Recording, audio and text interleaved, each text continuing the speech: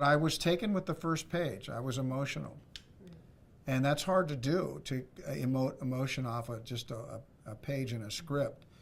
And to do so early in a script, a lot of times you can build something to the point where you're terribly moved. But his writing was very precise, and a man who we find him is on the darkest day of his life. He's lost his longtime partner. Turns out he's also had another significant loss, his daughter, his only child, which you never recover from. So when we find this man, he is broken.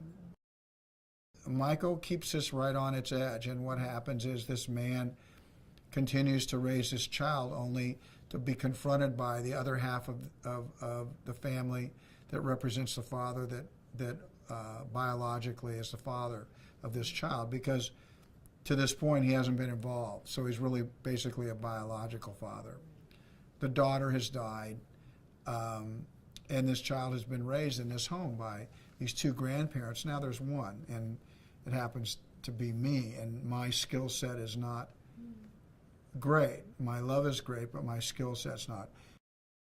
She really commands the screen and ran her family, runs them into the ground, runs them ragged, holds their ears between her fingers, so to speak. So we really needed that strength, and what she's managed to do is iconic, and it does fall on women sometimes to raise a whole family, and she does it so. Octavia stepped into that role and basically has held that family by the bootstraps. The world that she provides is a world that Elliot doesn't completely understand.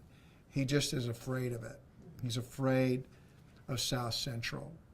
But he doesn't, he knows his own world, and he thinks his fence and his alarms will keep her safe. He thinks that music lessons will give her culture, and arranged parties where children come over is what he's going to have to do. But he's not completely equipped. This is a beautiful family down there. Their family has flaws, okay? Just like my family has flaws. And so black and white gets a little gray. There's a quietness in her that can be really appealing and show the pain. There's that little girl quality leaps out, and we managed to find that. Mike has done an incredible job with her, and we needed for her to be great. We did. We didn't need for her to be average in a great part. She was great in a great part. There's something absolutely unique about him as a writer and as a director, and he's not only a formidable comic and recognized by other comics as a stand-up,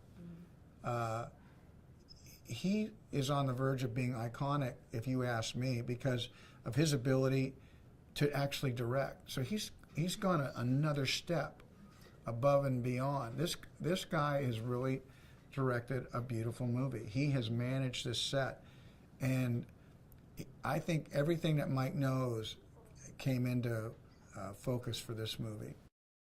What a find he is. I mean, he's been a good screen partner. He's been fun for me off camera.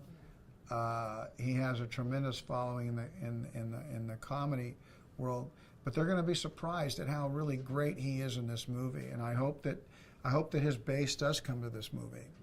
And whether they do or not, those that find Bill and are unaware of his comedy are going to see him as a very empathetic character with a tough job, which is, trying to hold on to a functioning alcoholic.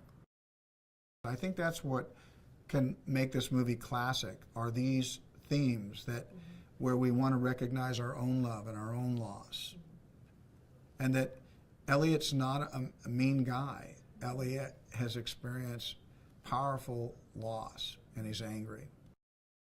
It starts a conversation in a very unique way, in a voice, in a weird philosophy that comes out from a guy in a burst in the courtroom that really, I think, has meaning to people around the world, which is, it's not my first thought that counts.